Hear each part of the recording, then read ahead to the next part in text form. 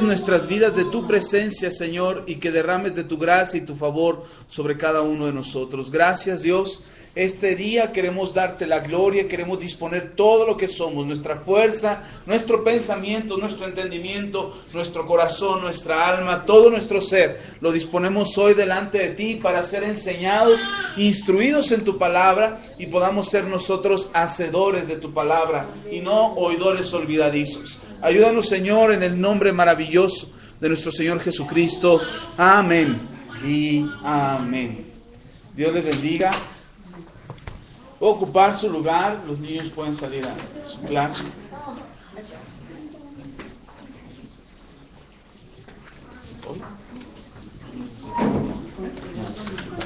Espérate con cuidado que vas.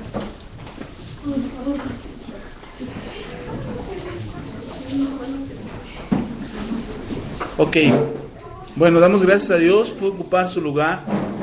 Es una bendición poder verle, es una bendición poder saludarle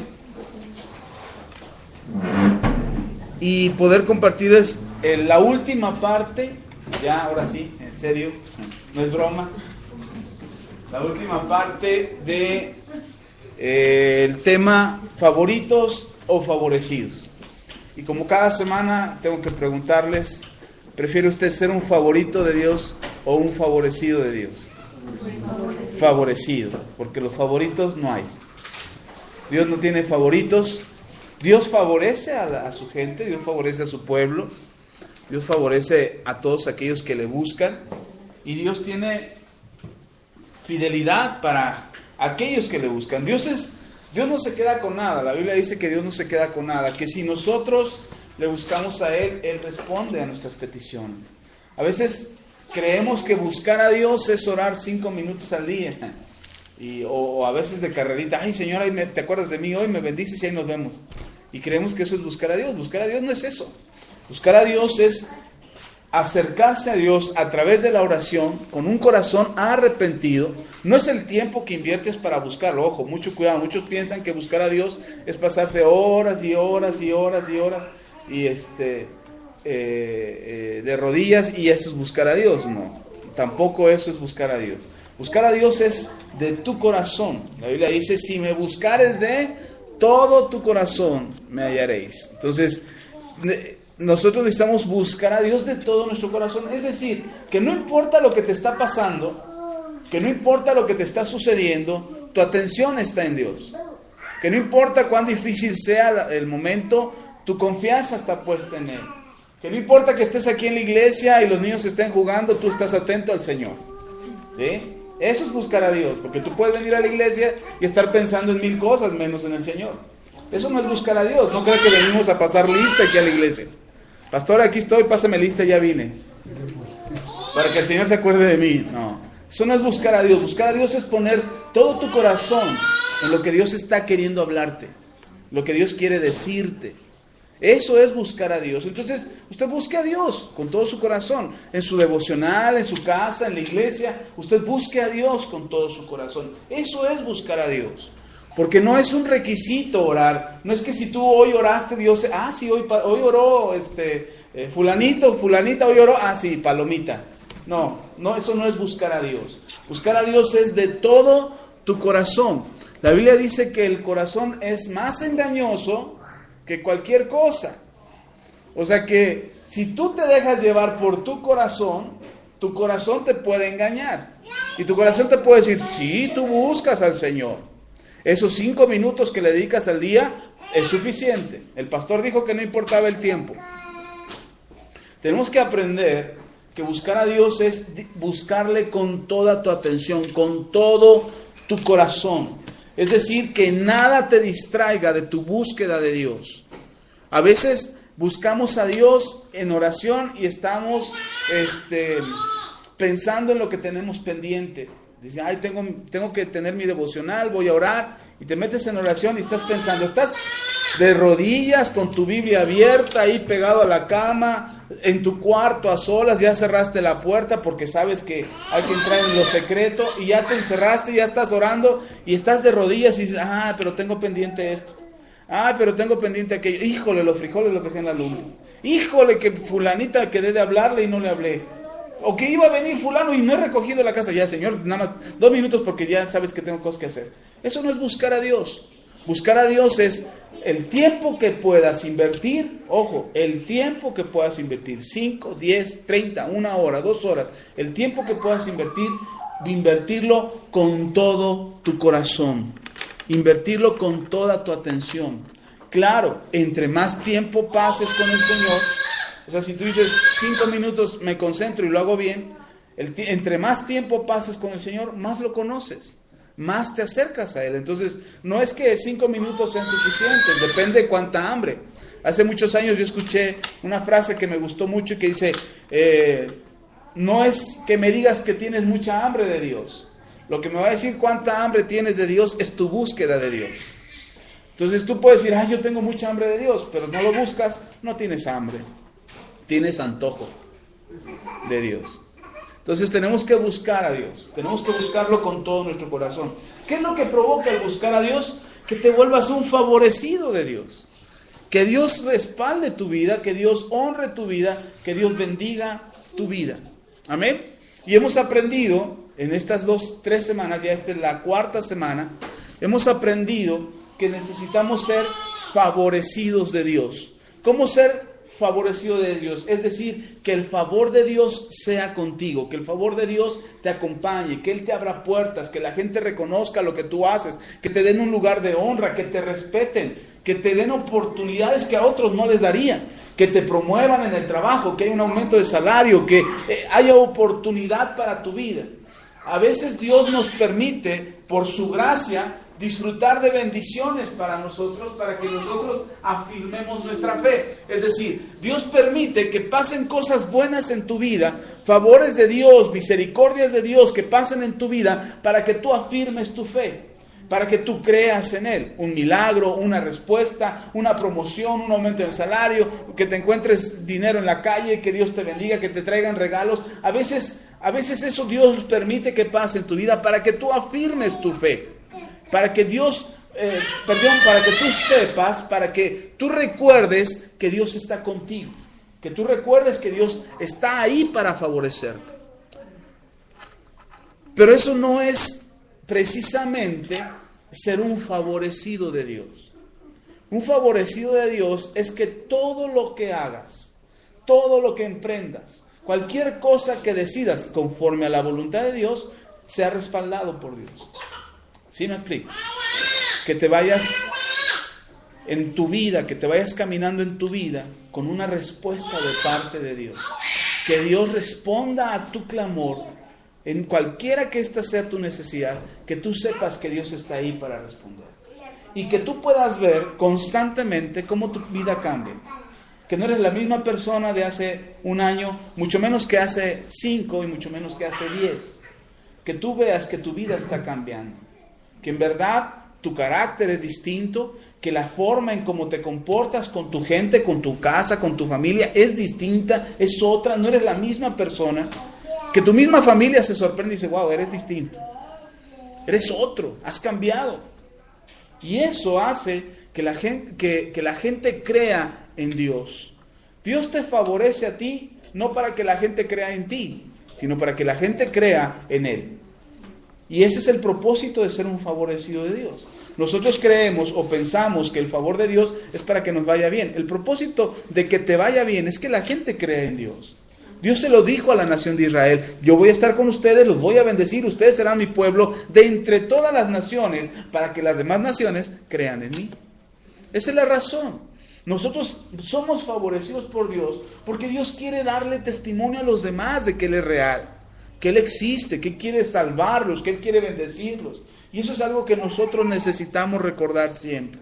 Dios quiere bendecirme a mí porque quiere salvar a otro más, a alguien más.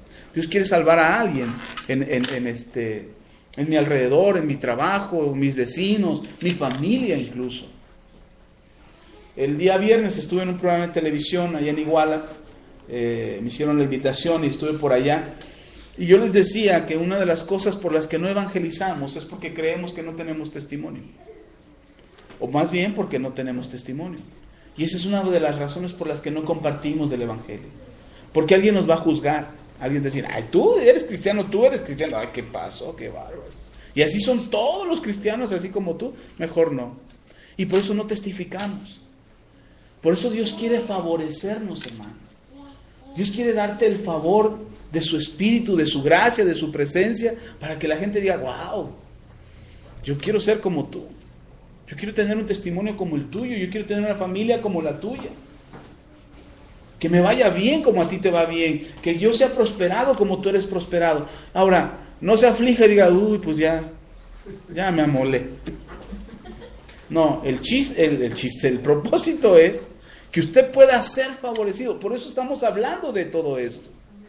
Que usted pueda encontrar, no hemos hablado de las características divinas. Este año tengo pensado hablarle de las características de Dios.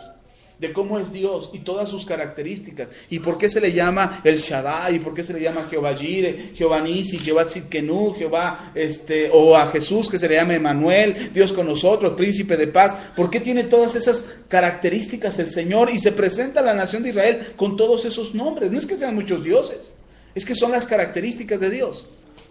Así como pienso hablar de todo eso, es importante que usted sepa que hemos hablado de hombres que tienen las características que nosotros podemos tener para poder ser favorecidos de Dios. Como Abraham, como Isaac, como Jacob, como José, después de José, de Josué hablamos, primero Moisés, luego Josué, ¿de quién más hablamos? ¿De David? No, Gedeón, Rahab, Gedeón y Sansón. Hasta ahí llegamos, ¿verdad? Bien, entonces vamos a seguir ya con el tema que sigue. Necesitamos ser favorecidos de Dios. Primero porque nos deje. Si usted quiere hacerlo por conveniencia, hágalo por conveniencia. Porque al final usted va a poder testificar de que Dios es verdadero, que Dios es fiel. Amén. Bien, vamos a seguir entonces. Y me voy a brincar dos personajes que no vamos a ver el día de hoy, porque después les voy a hablar de ellos. Pero quiero hablarles de las siguientes 3 características que necesitamos tener. Yo les dije que había muchas. Al principio, cuando empezamos con este tema, que había muchas. Pero aquí vamos a tomar algunas que eran importantes para nosotros hoy, para poder entender cómo podemos ser favorecidos de parte de Dios. Así es que hoy vamos a hablar, primero vamos a recordar un rapidito de quién hemos hablado. De Abraham y su fe. Amén. La fe de Abraham. Hablamos de Jacob y su obediencia. Isaac y su obediencia. Hablamos de Jacob y su perseverancia. Hablamos de José y su paciencia. Hablamos después de José, Moisés y la mansedumbre de Moisés. Hablamos de Josué y su valor, su valentía. Acuérdese, ¿no? Valor no es no tener miedo. Valor es vencer el miedo, sobreponerse al miedo. Ok. Josué y su valor, Josué y su valentía. Después de Josué hablamos de Rahab. Y Rahab tenía una característica que me gustó mucho cuando lo leí, que es su hospitalidad. Hablamos de la importancia de ser hospedadores. Gedeón y su diligencia. Gedeón era diligente con lo que hacía. Y después hablamos de Sansón y el pacto que Dios hizo con Sansón. ¿Hasta ahí vamos bien? ¿Están conmigo? Ok. Vamos a ver ahora entonces acerca de otras 3 características. Y la primera que vamos a ver acerca de la consagración. ¿Qué es consagrar algo? Es prepararlo para santificarlo. Es tomar algo para que sea santificado. Cuando consagramos algo a Dios, no quiere decir que ya sea santo, sino que va en el proceso hacia la santidad. Y hoy vamos a hablar precisamente de la consagración que Dios honra. ¿Cuál es la consagración que Dios honra? La disposición para que Dios te use. Consagrarte a Dios es estar listo para que Dios te use. Pongo un ejemplo que quizás usted ya ha escuchado, pero hoy quiero repetirlo. ¿Alguna vez has llegado a la cocina con mucha sed y estás buscando la jarra de agua y tomas la jarra de agua y buscas un vaso donde servirte. Y empiezas a buscar la cosa y llevas ya toda la semana sin lavar trastes. Ya te acabaste hasta los vasos desechables. Ya no hay vasos. Pero la sed es intensa, la sed es mucha. Y al no encontrar ningún vaso listo para usarse, ¿qué haces? Te le pegas a la jarra y... ¿Sí o no? Sí, no, me diga que no, yo lavo un vaso, pastor, y nada. Se le pega a la jarra. ¿Qué le quiero decir con esto? Hermano, Dios siempre está buscando vasos listos para usarse. Él llega a la cocina, a la iglesia, que es su casa, su familia, llega a la iglesia, se mete a la cocina y busca qué vasos están listos para ser usados. Y cuando el Señor observa, dice, bueno, este tiene aceite de esto, grasa de esto, pecado de esto, maldad de esto, y dice, no hay. Ni uno. ¿Usted cree que Dios se va a detener? ¿Que Dios va a decir, no puedo hacer lo que quiero hacer? Dios va a buscar siempre a quién puede usar. Siempre va a estar buscando a quién usar. Y cuando encuentra a alguien que decide, que dice, yo quiero consagrarme a ti, Señor, Dios lo usa. No está completamente limpio, probablemente no esté completamente limpio. Así es que Dios empieza a prepararlo, a perfeccionarlo a través del corazón, poniendo en su corazón el apartarse del mal. Y por eso la Biblia nos pone un ejemplo de consagración, y el ejemplo que me gusta es de un jovencito llamado Daniel. Vaya al libro de Daniel.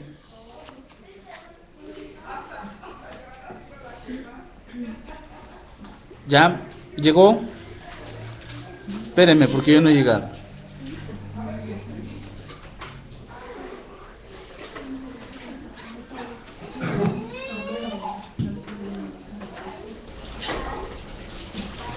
Daniel capítulo 1. ¿Qué es consagrarse entonces? Estar listos para que Dios te use.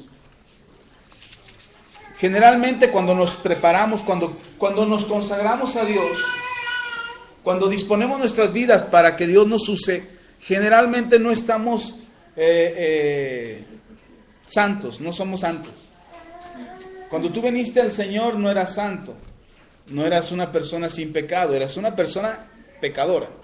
La Biblia dice, por cuanto todos pecaron, fueron destituidos de la gloria de Dios. Es más, dice la Biblia, que no hay justo ni uno solo.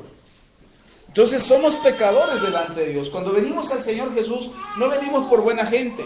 Venimos porque estábamos en pecado, porque necesitábamos el perdón, porque necesitábamos que Dios nos perdonara. Y muchas veces somos pecadores no precisamente porque estemos buscando el pecado, sino porque heredamos el pecado. ¿Sí está conmigo? Heredamos la maldad. Y cuando heredamos la maldad, practicamos la maldad por herencia, porque lo aprendimos en casa. Aprendimos en casa que papá le gritaba a mamá y eso lo aprendimos y entonces lo reflejamos cuando ya estamos casados. Aprendimos que papá llegaba borracho y entonces cuando crecemos y podemos hacerlo nosotros, llegamos borrachos. Aprendimos que en casa alguien mentía y aprendimos a mentir nosotros. No somos creados para ser malos. Fuimos creados para ser buenos. Pero la maldad que heredamos, la maldad que recibimos, y además que la aprendimos, además que aprendimos la maldad, entonces cuando la ponemos en práctica, somos resultado de eso, de la maldad. Pero Dios no quiere, o Dios no nos hizo para ser malos. Dios no nos hizo para ser pecadores. Mucha gente dice, es que pues si Dios hubiera querido que no fuéramos pecadores, hubiera quitado el pecado de la tierra. No, lo que Dios, eso está en el plan de Dios, pero lo que Dios hizo fue darnos la libre elección, el libre albedrío para elegir si pecamos o no.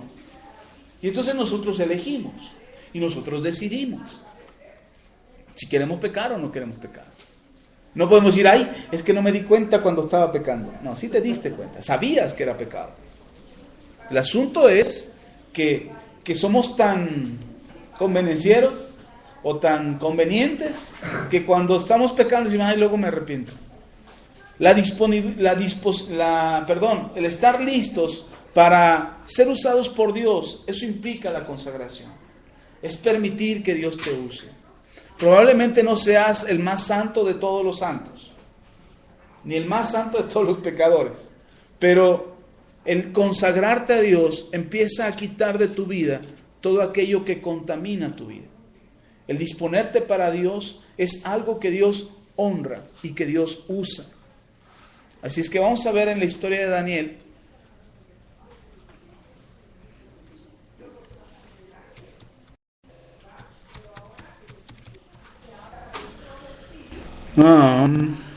deme un momento, por favor.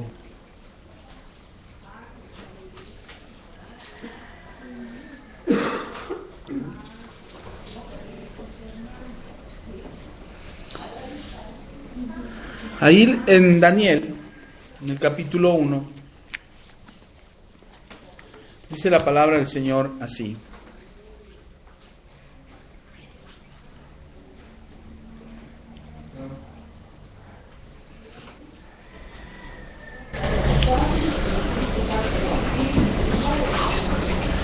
Daniel capítulo 1, versículo 1 en adelante.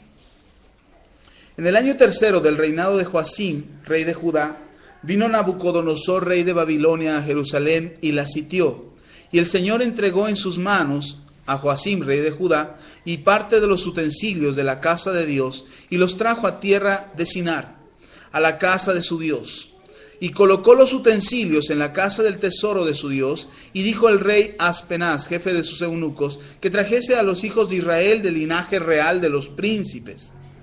Y muchachos en quienes no hubiese tacha alguna, de buen parecer, enseñados en toda sabiduría, sabios en ciencia y en buen entendimiento, e idóneos para estar en el palacio del rey, y que les enseñase las letras y la lengua de los caldeos. Y le señaló el rey ración para cada día de la provisión de la comida del rey y del vino que él bebía, y que los criase 3 años, para que al fin de ellos se presentasen delante del rey. Entre estos estaban Daniel, Ananías, Misael y Azarías, de los hijos de Judá. A estos el jefe de los eunucos puso a Daniel Belsasar, a Ananías Sadrac, a Misael Mesac y a Azarías Abednego. Y Daniel propuso en su corazón, ¿qué propuso? No contaminarse con la porción de la comida del rey, ni con el vino que él bebía, y pidió por tanto al jefe de los eunucos que no se le obligase a contaminarse. Y puso Dios a Daniel en gracia, en buena voluntad con el jefe de los eunucos, y dijo el jefe de los eunucos a Daniel: temo a mi señor el rey, que señaló vuestra comida y vuestra bebida, pues luego que él vea vuestros rostros más pálidos que los de los muchachos que son semejantes a vosotros, condenaréis para con el rey mi cabeza. Entonces dijo Daniel a Melzar, que estaba puesto por jefe de los eunucos sobre Daniel, Ananías, Misael y Azarías: te ruego que hagas la prueba con tus siervos por 10 días, y nos des legumbres a comer y agua a beber. Compara luego nuestros rostros con los rostros de los muchachos que comen de la ración de la comida del rey, y haz después con tus siervos, según veas. Consintió pues con ellos en esto, y probó con ellos 10 días. Y al cabo de los 10 días, pareció el rostro de ellos mejor y más robusto que el de los otros muchachos que comían de la porción de la comida del rey. Hasta ahí hago una pausa.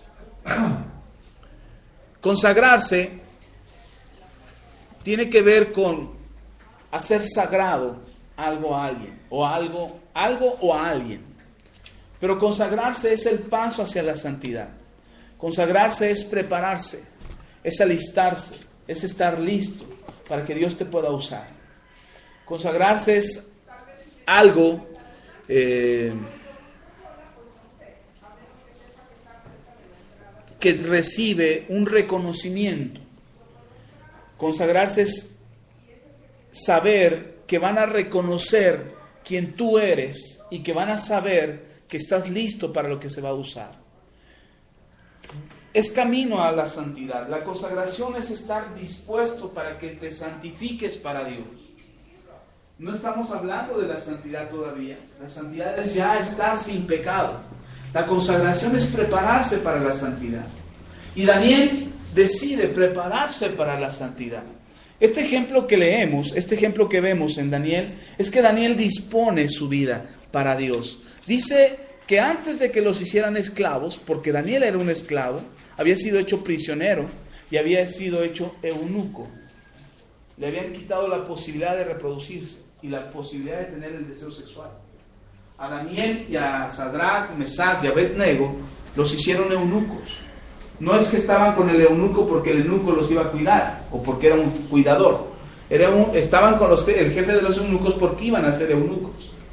Porque iban a ser, les iban a quitar los testículos para que ellos no pudieran reproducirse ni tener deseo sexual.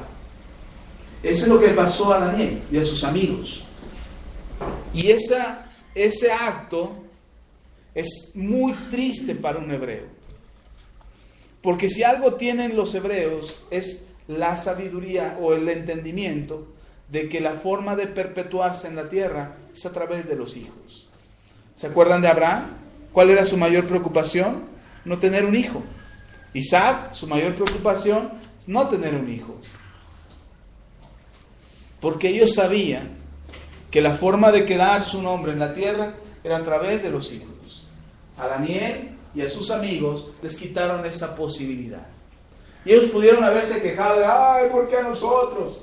Y negar a Dios incluso. Pero ellos decidieron consagrarse para Dios. Ellos decidieron disponer sus vidas para Dios. Les iban a dar del banquete del rey. Pero dice que antes de que fueran esclavos, dice la palabra, que el rey dice, búscame jóvenes sin tacha alguna. Es decir, que no tengan un mal testimonio, que tengan un buen testimonio, que además sean inteligentes, que sean entendidos, que les puedas enseñar los idiomas que nosotros hablamos, que sean hábiles para servir en la casa del rey. No eran cualquier muchachos y además eran hijos de príncipes, eran de linaje real. Daniel y sus amigos eran de linaje real, eran hijos de reyes, eran hijos de príncipes. Eran hijos importantes entre todo el pueblo de Israel. Era gente importante, de nombre importante. Pero fueron hechos esclavos, fueron hechos prisioneros. Y ahí en esa condición difícil para ellos, los habían quitado, los habían apartado de su casa, los habían apartado de su familia, los habían hecho sin posibilidades de tener familia ellos. Y ahora además estaban prisioneros. Y en esa condición en la que se encontraban, Daniel y sus amigos deciden no contaminarse, sino consagrarse para Dios. Ese acto de consagración es un acto que Dios respaldó. Es un acto que Dios honró y que Dios usó a Daniel para dar una de las profecías más importantes que hay en la Biblia acerca de los últimos tiempos y de la venida del Rey de Reyes y Señor de Señores. Daniel fue usado en gran manera. Daniel fue respaldado en gran manera. Enemigos se levantaban contra Daniel y contra sus amigos y Daniel se mantenía en consagración a Dios y Dios respaldaba a Daniel. Enemigos se levantaban contra la nación de Israel, Daniel oraba a Dios y Dios le respondía a Daniel. La consagración de Daniel, el que Daniel se haya decidido consagrar para Dios, apartarse de la contaminación, alejarse de la contaminación que había en el ambiente en el que él estaba, porque no lo llevaron a la nación de Israel, sino que llevaron a Babilonia. Y ahí en Babilonia la perversidad, la maldad, la brujería, la hechicería, la idolatría abundaba y proliferaba en toda la nación de Babilonia. Y Nabucodonosor era uno de los reyes más despiadados que había en aquel tiempo, de los que más extendieron sus dominios en aquel tiempo. Y sin embargo Daniel y sus amigos, a pesar de estar en un ambiente difícil, decidió consagrarse. A veces nosotros decimos, no, pastor, es que es bien difícil vivir en santidad, porque el ambiente está pesado. No es el ambiente lo que determina tu santidad, eres tú el que determina tu santidad. El consagrarte a Dios. Los amigos con los que te juntas, los compañeros con los que estás, el ambiente de tu trabajo y todo lo que... y el tipo de vida que tú tienes. Tú eres el que determina qué tipo de vida quieres llevar y qué tipo de vida quieres tener. Cuando Daniel decide consagrarse para Dios y el jefe de los eunucos le dice, es que temo a mi amo porque si ustedes no están bien, al que van a culpar es a mí, por haber permitido o por no seguir la indicación de darles el alimento igual que a todos los demás. Y Daniel le dice, vamos a hacer la prueba por 10 días. Vamos a probar esto por 10 días. Si en 10 días no hay respuesta, estamos peor que los demás, que los que están comiendo del banquete del rey, entonces nos das del banquete del rey. Por 10 días vamos a probarlo. Y Daniel y sus amigos solamente comen legumbres y agua y se alimentan de eso. Y resulta que al final de los 10 días están mucho mejor